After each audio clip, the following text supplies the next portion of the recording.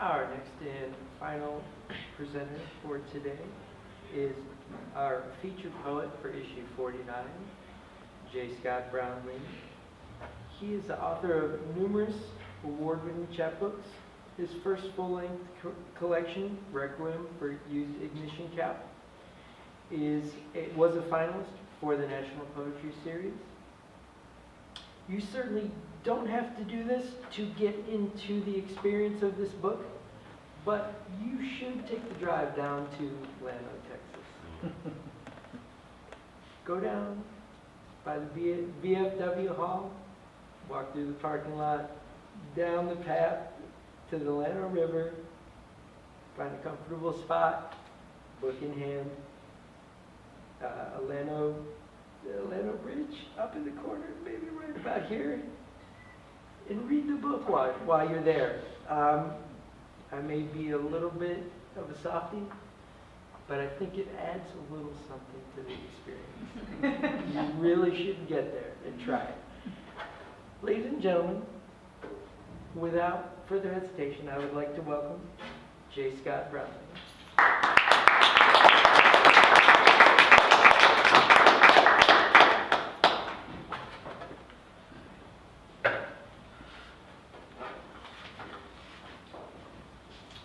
Quarter horse meditation.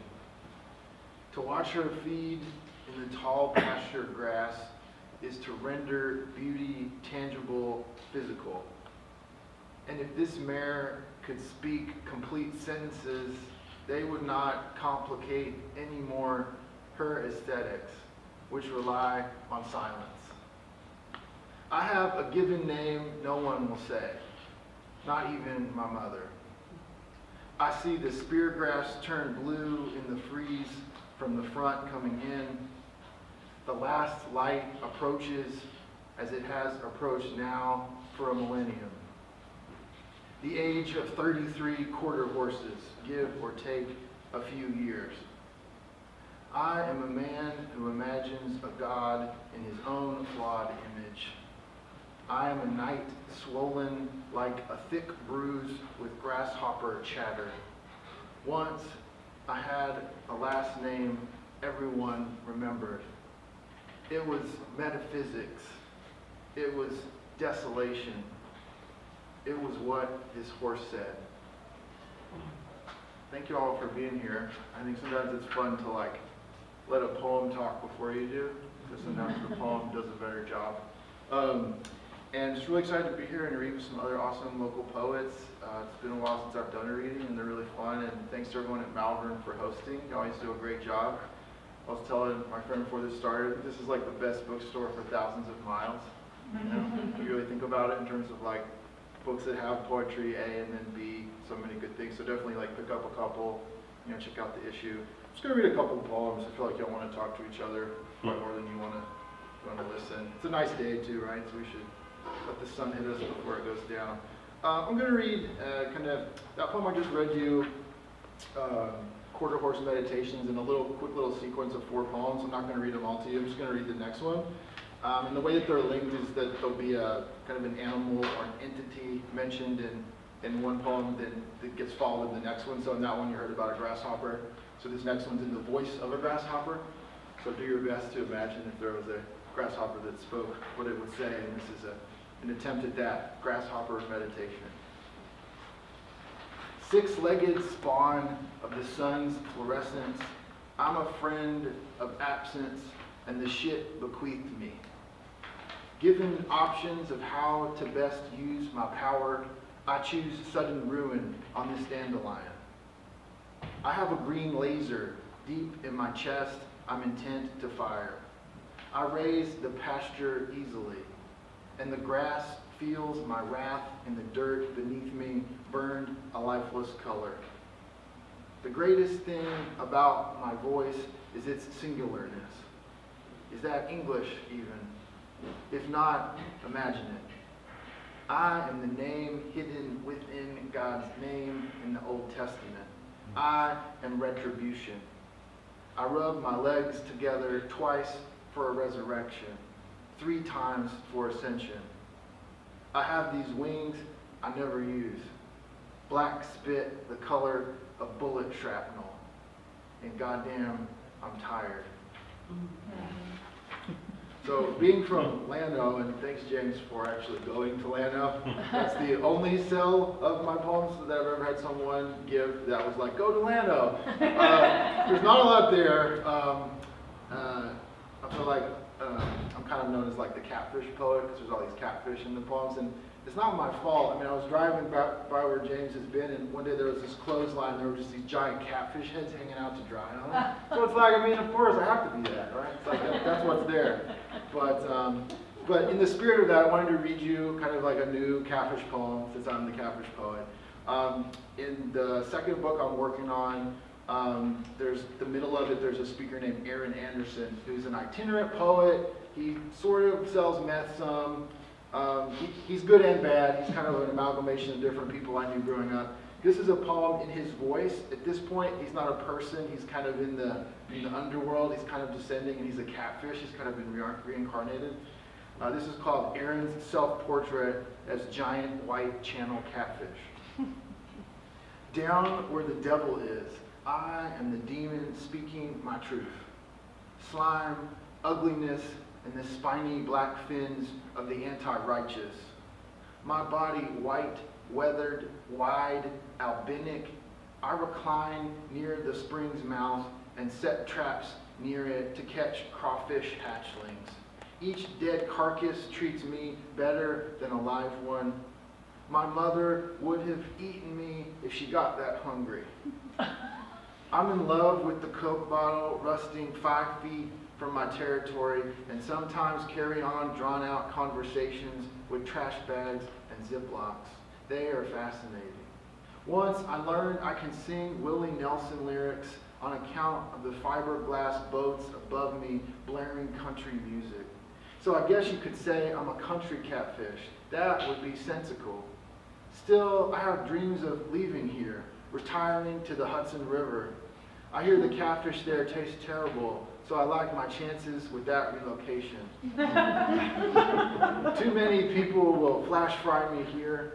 It's a risky business, surfacing a minute, but sometimes I enjoy looking up at the moon and imagine why people believe religion, needing something stable to give them gravity. Christ, I do enjoy naming each constellation and have been brought to tears by a few June sunsets. You wouldn't think a demon has feelings, but I'm bad at evil, and so cling to several. Happiness is the weakness which most defines me. Perhaps because you cannot smell shit in water, so I'm doing okay despite sleeping on it. The devil says, you have too much joy, cat, which is the nickname he gave me on account of not needing the last syllable. You ought to work on your corruption skills and improve your lying, which is just terrible. I say, fuck you, devil. And he smiles at me before pulling a black toothpick from his black teeth and says, that's a little better. I'll just read 2 more. I'll read one from Borderlands. I like that the themes overlap in readings, and I like that we talked about the wood burning in the art, because where I'm from, everything's always on fire. So there's like that alignment there, literally and physically. Yeah. And then I guess in general, it's just good to be here with fellow Texans. I'll read one from the issue, a really quick one. This one's for Ignacio, who also likes Jason Isbell. And sometimes it's fun when you run out of your own ideas to like steal or borrow a line from someone else. And so Jason Isbell has a song where he says, this is how you make yourself vanish into nothing. And being from Llano, that is something that even if you don't try to do, sometimes happens. This is a kind of a poem for Jason Isbell. This is called, This is How You Make Yourself Vanish. Call your podunk ex. Learn the names of her children as she tugs the receiver again to her ear with her voice in between a few screams from the kids and her man on the couch drunkenly scolding them. Take the road toward Comanche, but never stop there. It's a piece of shit place with a sundown law shining on racist people with halos in their teeth, the gold fake or stolen. City slickers will lazily lump you with them, thinking Trump compels you. Don't give them the pleasure. The boat shoes of New York poets made you realize you lacked a yacht club membership, but you still got the fancy full-ride fellowship and located your poems in well-known journals that made you start to question your own emergence.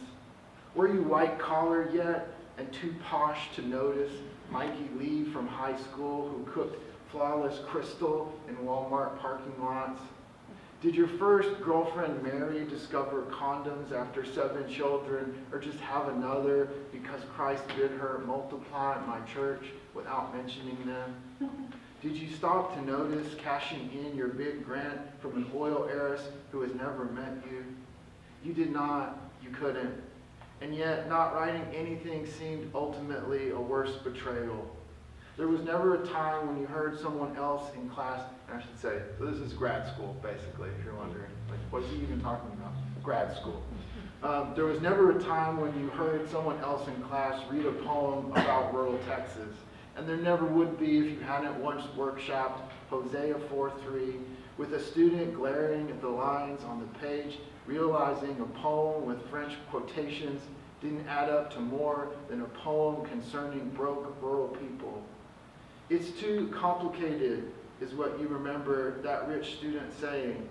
And then riding the train home and thinking of Mary's ear on the receiver the night you called her to catch up and check in, and the joy in her laugh when your jaw got thicker. And goddamn, what the wealthy do not care to know is that country people have compelling voices and a gift for witness you can't manufacture, and deserve every poem they get mentioned in. Which I think of each time a new peer tells me vaguely, I love your poems, how quaint, real, and rural. Then proceeds to ignore class's implications, interjecting, poor people, if educated, will adore Bolaño. And we had this fight in grad school a lot, myself and then I guess students that were, for paraphrasing, fancier, and they liked a certain author, Roberto Bolaño, and they were like, you could get anyone to like Roberto Bolaño if you just sat them down. And I was like, not people from Atlanta. Which is okay. I'm just going to close out with one final poem. Thank y'all for listening. Looking forward to talking here in a bit. And I did like too how this art, sometimes the art echoes the poems, and I liked how there's a poem about someone with a phone, like old school. I like how the phone has a cord. You know, that's cool. Cool. All right. Selling the land. And this is a brand new poem. Share something new. Selling the land. What to do with the gutted barn beaten by time to the ground in the overgrown prickly pear field so thick mice can't enter. And the racetrack where back in the 50s bourbon-flushed senators placed bets on new horses worth more than most homes then without second guesses. Legacy is a strange word to me. I can walk into Dairy Queen back in Llano and not be recognized, slip easily down into a white booth and forget existence. The ice cream always tastes the same. 30 years after first trying it, I am still converted. I believe in blizzards. I like the Pentecostal church just a stone's throw from there, where perhaps I will one Sunday give in to glory and be rebaptized. Though truthfully, that's about as likely as me joining the witnesses across the street. Their Kingdom Hall, the only building I have not stepped in this whole dead county. But the dead resurrect. It is true on occasion, and here though the drought approaches, I can still see a few families leaving church on Sunday, and probably if I went for a coffee, I'd hear Daniel playing that haunted piano in Main Street's one functioning modern business. I remember the day my father sold our land. It was like he had shot our dog due to a court order. He was empty. Sadness finds its way into you whether or not you become friends with it. I used to walk that acreage pretending I loved it, but the truth is the money we claim from the sale sometimes makes me happy. I could buy every Dairy Queen still surviving throughout Central Texas. I could make it to where they only sell blizzards. I could call myself king of 3,000 acres, but I know that eventually this place will burn. The pasture, the barn, everything I remember. And although a sadness will settle over it, so will new wildflowers. I want to drive into resurrection. I want to head out from Austin one day and come back to the ranch we once owned and burn it and not remember it. I want to stop by the side of the road, take a picture of everything I've abandoned, and not speak about it. Thank you.